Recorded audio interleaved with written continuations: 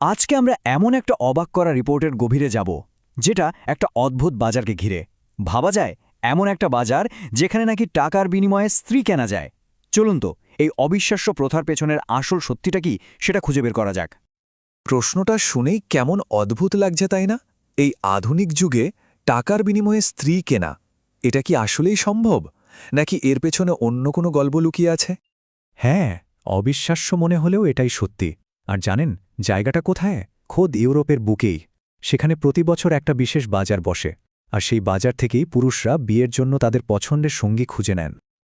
আচ্ছা, তাহলে এই যে বউবাজারের কথা আমরা শুনছি, এটা আসলে কি?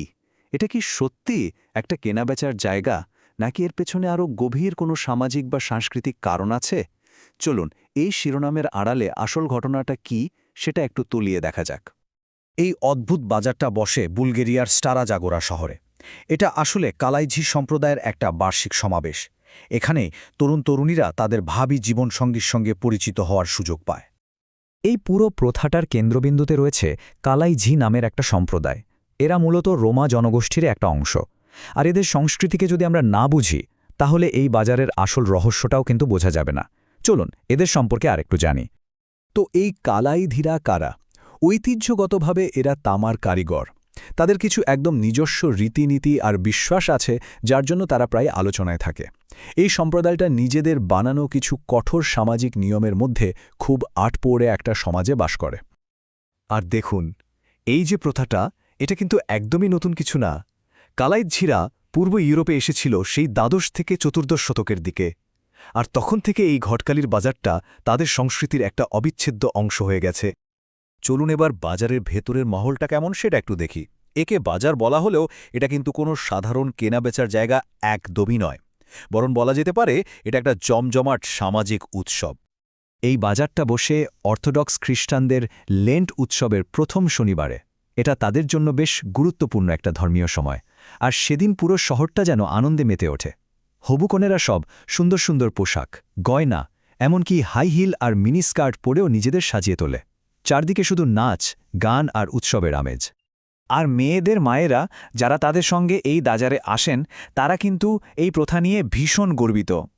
এটিএন নিউজের একটা রিপোর্ট বলছে তারা মনে করেন যে এভাবেই তারা তাদের সমাজের বহু পুরনো ঐতিহ্য আর সংস্কৃতিকে বাঁচিয়ে রাখতে পারছেন। আচ্ছা, এবার আসা যাক এই প্রথার সবচেয়ে গুরুত্বপূর্ণ আর সম্ভবত সবচেয়ে বিতর্কিত দিকটাতে। মানে এর নিয়মকানুন আর এই যে আর্থিক লেনদেন হয়, তার পেছনের সাংস্কৃতিক তাৎপর্যটা কি?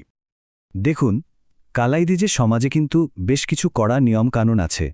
যেমন মেয়েরা গ্রামের ছেলেদের সাথে সেভাবে খোলামেলা মিশতে পারে না। আবার নিজেদের সম্প্রদায়ের বাইরে বিয়ে করাটাও একেবারেই নিষিদ্ধ। তাই এই বাজারটাই বলতে গেলে তরুণ তরুণীদের জন্য একে অপরকে দেখার এবং চেনার একমাত্র বৈধ সুযোগ। তাহলে কি এর মানে দাঁড়ালো যে পুরুষরা সত্যি সত্যি টাকা দিয়ে স্ত্রী কেনেন? মার্কিন এক সংবাদ মাধ্যমের রিপোর্ট অনুযায়ী ব্যাপারটা ঠিক তা নয়। তারা যে টাকাটা দেয় সেটা আসলে মেয়েটির কুমারিত্বের প্রতীক। এটা এক ধরনের সম্মান দক্ষিণা, যা এটা নিশ্চিত করে যে মেয়েটি বিয়ের আগে পবিত্র ছিল।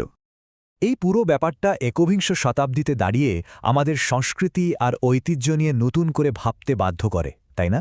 একটা এত প্রাচীন প্রথা কিভাবে আজকের আধুনিক দুনিয়ার সাথে নিজেকে মানিয়ে নিচ্ছে?